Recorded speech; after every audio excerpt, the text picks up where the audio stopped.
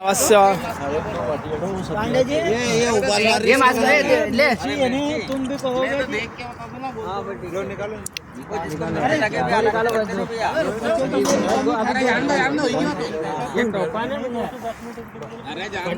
अरे मिर्ची खाते हैं पांडे जी में 10 मिर्ची खिला था पांडे जी को। ये तुम्हारी सब्जी अम्मा तो खा लकड़ी वाले आटे दो तो बहुत आचे ज्यादा मत बोलो हम 10 मिनट थोड़ी सी जोर भाई मोट मोट ये हो गया अपना वाह यार, अपने दांत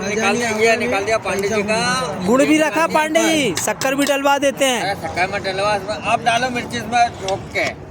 इतने में नहीं होगी और डाल दो दा यार। अरे तो उनके घर के लिए एक के सौ इसमें मिर्ची डालेंगे ही नहीं अपन पांडे जी कुछ भी डालेंगे एक काली चाहिए और कहीं नहीं, 2 लोग हैं, साहब भी हैं। काका साहब पकड़ो हाँ बस बहुत है चलो चार बाटी और धर ले जो ने 2 धर ले